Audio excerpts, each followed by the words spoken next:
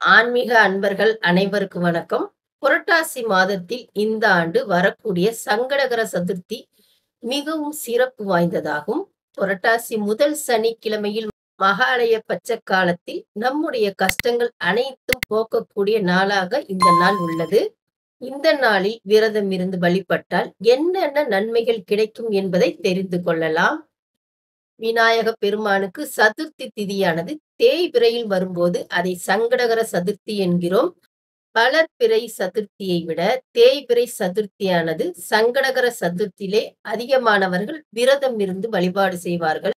சங்கடகர சதுர்த்தியில் விரதம் இருந்து விநாயகரை மனதார வழிபட்டால் நம்முடைய வாழ்வில் இருக்கும் துன்பங்கள் அனைத்தும் காணாமல் போய்விடும். அதிலும் சில குறிப்பிட்ட மாதங்களில் வரும் சங்கடகர சதுர்த்தி மிகவும் சக்தி வாய்ந்ததாக கருதப்படுகிறது. ஒவ்வொரு மாதத்திலும் வரும் ஒவ்வொரு ஏகாதசிக்கு எப்படி தனியான பெயரும் தனி சிறப்பும் உள்ளதோ, அதே போல் ஒவ்வொரு மாதத்திலும் வரும் சங்கடகர சதுர்த்திக்கு தனியான பெயரும் தனி சிறப்பும் உண்டு. இந்த ஆண்டு விக்னராஜ சங்கடகர சதுர்த்தி செப்டம்பர் 21ஆம் தேதி சனிக்கிழமை வருகிறது. அதுவும் புரட்டாசி மாதத்தில் முதல் சனிக்கிழமையுடன் இணைந்து வருவது தனி சிறப்பு. இந்த நாளில் விரதமிருந்து விநாயகரை வழிபாடு செய்தால் அவருடைய அருளையும் செல்வமும் வெற்றியும் ஆகியவற்றை தரக்கூடியதாகும். இது ஞானத்தையும் அதிர்ஷ்டத்தையும் தரக்கூடியது என்று தீய சக்திகளிடமிருந்து நம்மை பாதுகாக்கக்கூடியதும் என்று சொல்லப்பட்டுள்ளது. அதனால் இந்த நாளில் விரதமிருந்து விநாயகரின் மந்திரங்களை பாராயணம் செய்து அவருக்கு மோதகம் படைத்து வழிபடுவதால் விநாயகருடைய பரிபூர்ணமான அருளை நாம் பெறலாம். விக்னராஜ சங்கடகர சதுர்த்தியில் விரதம் இருந்து தன்னை வழிபடுபவர்களுக்கு பலத்தையும் அருளையும் தந்து வழிகாட்டுவார் கணபதி.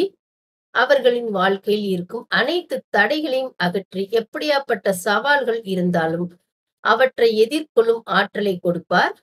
இறுதியாக தன்னுடைய பக்தர்களுக்கு மோட்சத்தையும் விநாயகர் வழங்கிடுவார். இந்த நாளில் அதிகாலையில் எழுந்து குளித்துவிட்டு வீட்டை சுத்தம் செய்து விநாயகரின் சிலை அல்லது படத்திற்கு பூக்கள் அருகம்புல் சாற்றி வழிபட வேண்டும்.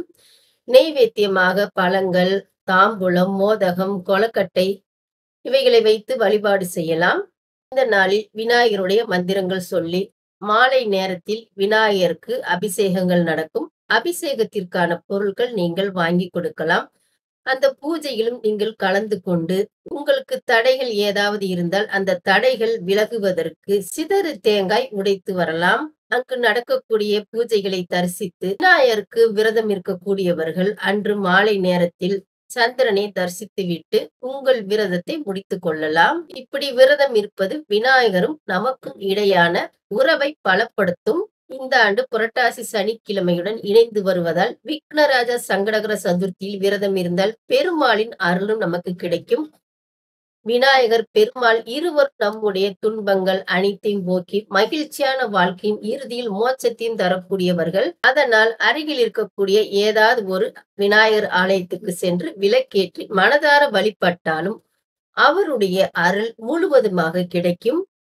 வீட்டில் ஏதாவது ஒரு பிரச்சனை இருக்கக்கூடியவர்கள் அல்லது சத்துருக்களால் தொந்தரவுகள் இருக்கக்கூடியவர்கள் இந்த நாளில் விநாயகருக்கு எருக்கந்திரி நாட்டு மருந்து கடையில கிடைக்கும். அந்த எருக்கந்திரியை வாங்கி 2 அகல் விளக்கில் நல்லெண்ணெய் ஊற்றி அந்த திரியை போட்டு விநாயகருக்கு நேராக ஏற்ற வேண்டும். இந்த மாதிரி 11 சங்கடகர சதுர்த்திக்கு நீங்க ஏற்றி வாருங்கள். உங்களுக்கு ஏற்பட்ட பிரச்சனை எதுவாக இருந்தாலும் அந்த பிரச்சனைகள் காணாமல் போகும்.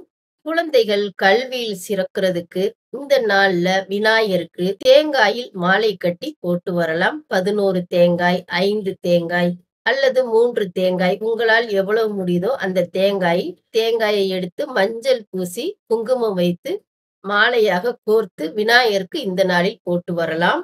அனைவரும் நம்ம ஆன்மீக டிவைன் சேனலை மறக்காம சப்ஸ்கிரைப் பண்ண மறந்துடாதீங்க. அனைவருக்கும் நன்றி, வணக்கம்.